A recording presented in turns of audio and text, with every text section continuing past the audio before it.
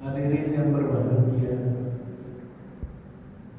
puji syukur kita panjatkan kehadirat Allah Subhanahu wa Ta'ala yang telah memberikan petunjuk kepada kita semua, sehingga kita dapat mengucapkan kalimat thayyibah, kalimat yang bisa memasukkan hamba ke dalam surga. Maqala Nabi sallallahu alaihi wasallam, man qala akhiru kalami la ilaha illallah dakhala jannah. Barang siapa yang akhir kalamnya diakhiri dengan kalimat la ilaha illallah, maka pasti dia masuk surga. Hadirin yang berbahagia, pertanyaannya, mungkinkah kita akhir hayat kita kalimat yang akhir kita ucapkan adalah kalimat thayyibah? Ini yang paling ditakuti oleh para alim ulama, mati dalam keadaan su'ul khotimah, mati tidak mengucapkan kalimat thayyibah. Karena sabda Nabi, yamutul mar'u ala ma'asya alaih, manusia akan mati sebagaimana kebiasaan hidupnya. Oleh karenanya, bapak-bapak dan ibu-ibu, adik-adik sekalian yang berbahagia, kalimat tersebut tidak berdiri sendirinya. Dia berkaitan dengan yang lain. Kalau kita lihat pondasi rumah, seluas apapun pondasi tersebut, itu belum dibilang rumah, belum dikatakan rumah, karena baru pondasi. Begitu juga kalau kita lihat tiang, sebesar apapun tiang, sebanyak apapun tiang, kalau cuma tiang sendiri, itu belum dibilang rumah. Jadi yang dimaksud dengan Islam, syahadat tidak berdiri sendiri. Syahadat sebagai dasar, ini harus dipelihara, harus dijaga, supaya syahadat tersebut bisa kita ucapkan sampai akhir hayat kita.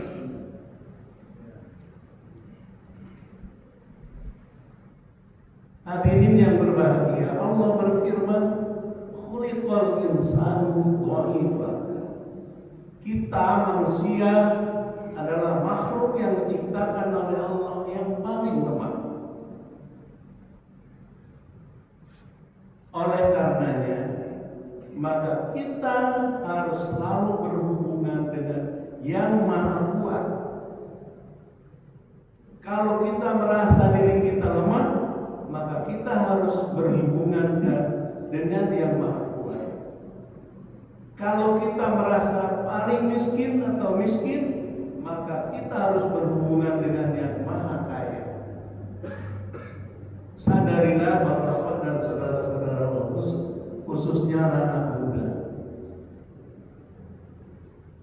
kemampuan kita sebagai makhluk, kepintaran kita sebagai makhluk, kekuasaan kita sebagai makhluk, ini dibatasi dengan ruang dan waktu. berbeda dengan Khalik. Kemampuan Khalik, kekuasaan Khalik tidak dibatasi dengan ruang dan waktu.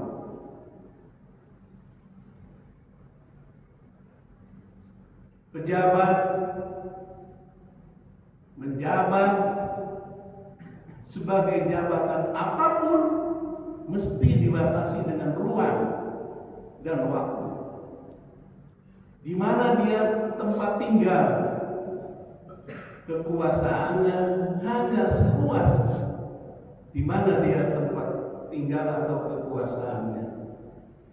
Begitu juga waktu, ada waktunya, dibatasi dengan waktu. Maka kembali kita sebagai hamba yang lemah, kita harus berhubungan dengan yang maha gagah. Kita yang maha kecil harus berhubungan dengan yang maha besar. Tadi, nanti zuhur, asar, maghrib, isya, subuh, kita selalu diingatkan bahwa ada yang maha besar dengan kumandang Allahu Akbar, Allahu Akbar, dan diakhiri dengan Allahu Akbar, Allahu Akbar, supaya kita selalu ingat bahwa kita itu kecil. Yang maha besar adalah Allah Subhanahu wa Ta'ala. Sehari semalam kita selalu diingatkan. Sesudah adzan ada iqamah. Kalimat iqamah selalu diawali dengan kata-kata Allahu Akbar. Diingatkan kembali kita bahwa yang maha besar adalah Allah. Begitu kita mau menghadap Allah, begitu kita mau sembahyang, diawali juga dengan kata-kata Allahu Akbar.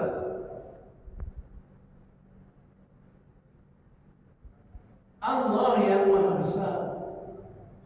Setelah kita baca Fatihah, baca surat, mau berpindah gerakan dari berdiri ke ruku, juga kita diingatkan bahwa yang maha besar adalah Allah.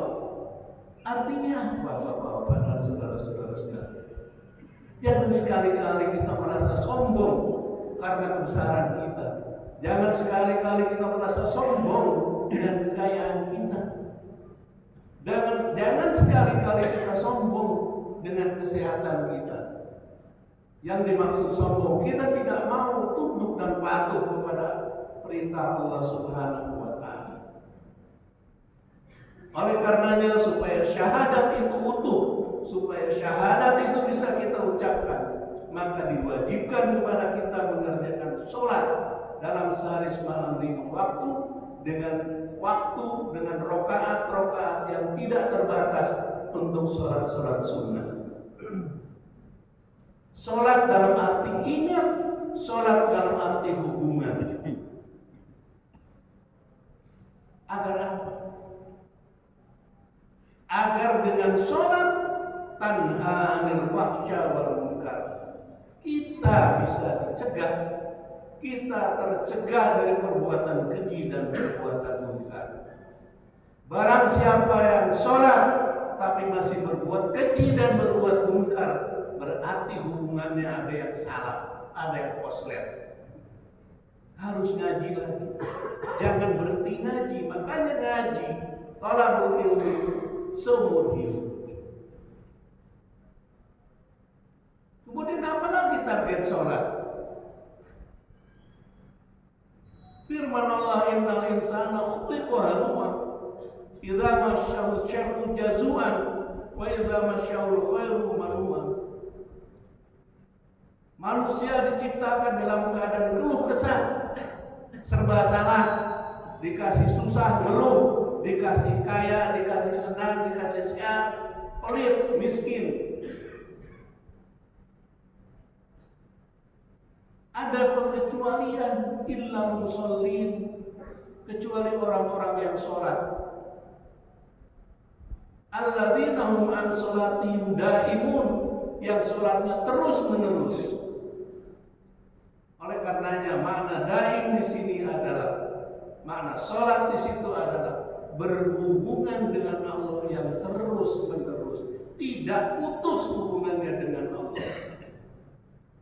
Maka orang yang hubungannya dengan Allah tidak putus, maka dia hidup akan tenang, tidak akan terjadi dalam dirinya serba salah.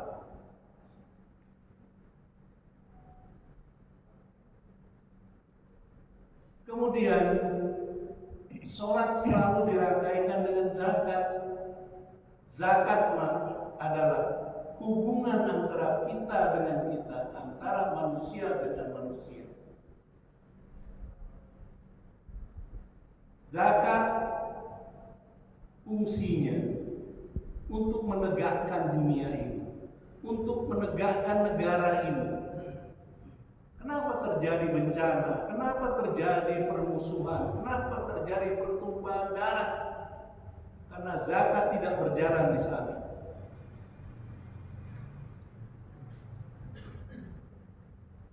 Kita sering mendengar para alim ulama berkata, dunia ini bisa tegak dengan 4 unsur. Ilmunya para alim ulama, adilnya para umaro, syakhawatil agniya, murah tangan orang-orang yang kaya, dakwatil fuqara juga tidak kalah pentingnya. Kita bersyukur saat ini masih ada orang yang memberi dan masih ada orang yang menerima. Suatu saat nanti ada orang yang memberi tapi tidak ada yang menerima. Bisa jadi satu saat orang semuanya butuh pada menerima tapi tidak ada yang memberi.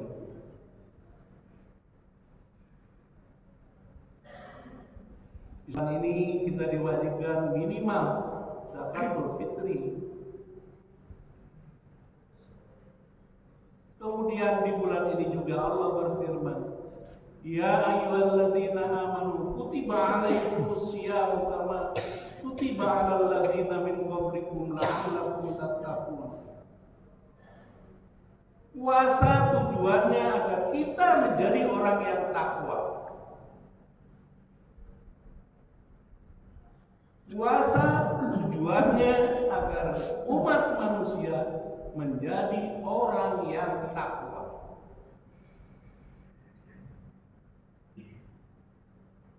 Karena tujuannya takwa, karena sasarannya takwa, karena targetnya takwa, maka begitu habis bulan Ramadan, kita semua yang melaksanakan ibadah puasa dengan baik dan benar kembali kepada fitrah. Fitrah dalam arti bukan berarti hanya bersih dosa, tetapi fitrah artinya kita kembali kepada Islam. Sebagaimana Allah menciptakan manusia, sudah diciptakan oleh Allah dengan fitrahnya adalah memeluk agama Islam. Dalam Al-Quran Allah menegaskan, aqimu wajhaka lid-dini hanifah fitratallahi allati fataran nasa 'alaiha. Jadi tidak berpuasa kalau orang di bulan Ramadan ikut-ikutan tidak makan di siang hari. Padahal sesudah lebaran dia pesta pora, minum minuman keras, diumbar lagi matanya, diumbar lagi segalanya. Saya mendengar guru kita Habib Adi Mahdi sudah tuntas menceritakan bahwa puasa ada 3 tahapan. Ada puasa anak kecil, puasa yang umum.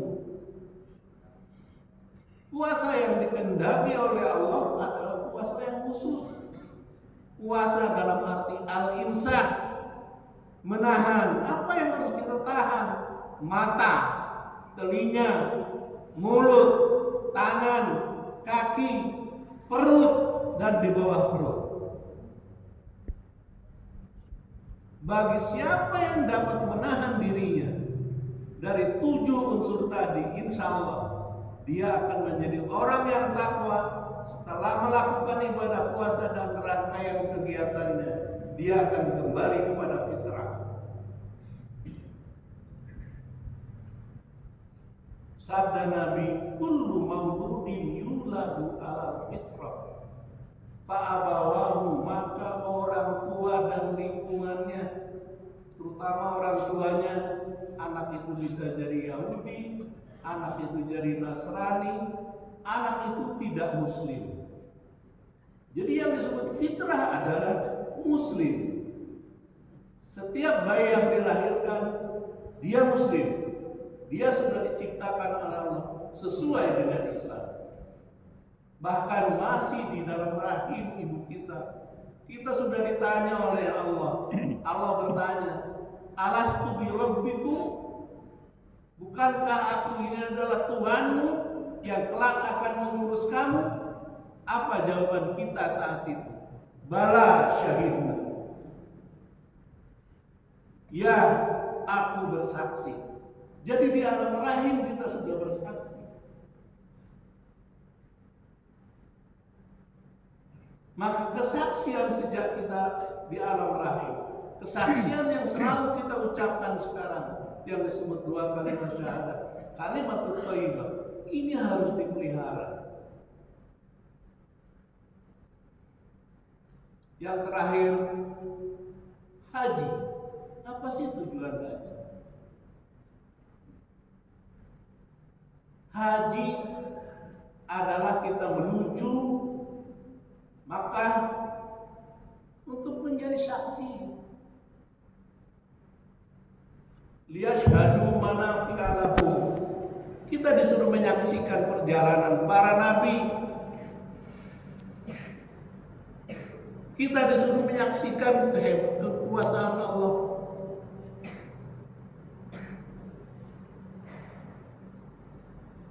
Sesuai dengan pidato Rasulullah SAW ketika beliau selesai mengerjakan haji wada. Al-yawma akmaltu lakum dinakum wa atmamtu alaikum ni'mati wa raditu lakumul Islam dinan. Jadi Bapak dan Ibu sekalian, Islam itu dibentuk dengan 5 dasar tadi. Kama qala Rasulullah sallallahu alaihi wasallam, buniyal Islamu ala khamsin. Jadi kalau baru syahadat aja, belum ada sholat, itu baru fondasi aja, belum disebut rumah, belum disebut muslim. Kalau tidak dibarengi dilanjuti dengan rukun-rukun yang lainnya, maka agar kita di akhir hayat kita dalam kondisi Islam, maka ketakwaan itu senantiasa kita jaga. Ittaqullaha haqqa tuqatih wa la tamutunna illa wa antum muslimun.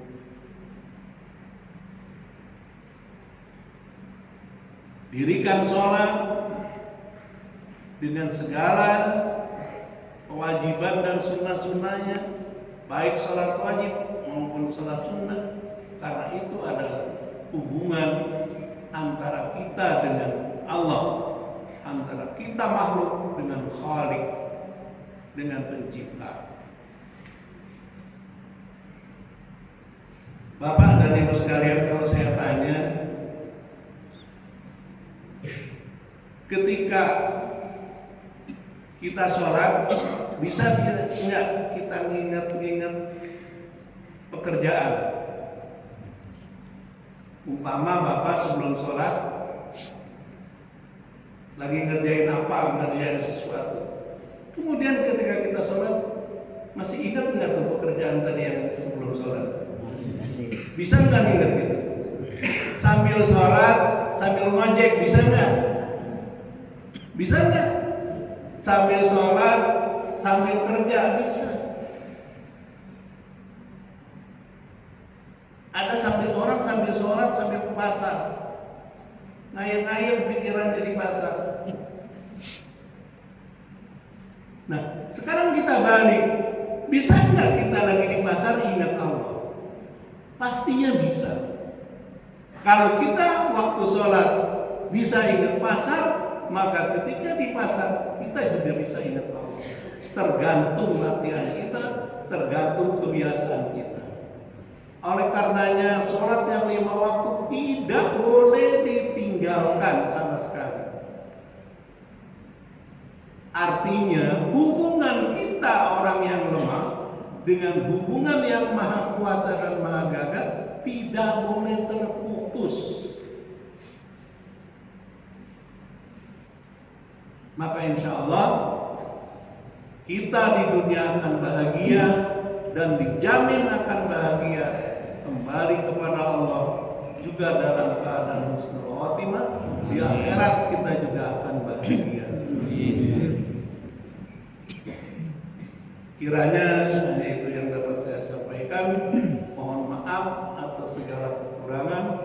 Billahi taufiq wal hidayah. Assalamualaikum warahmatullahi wabarakatuh.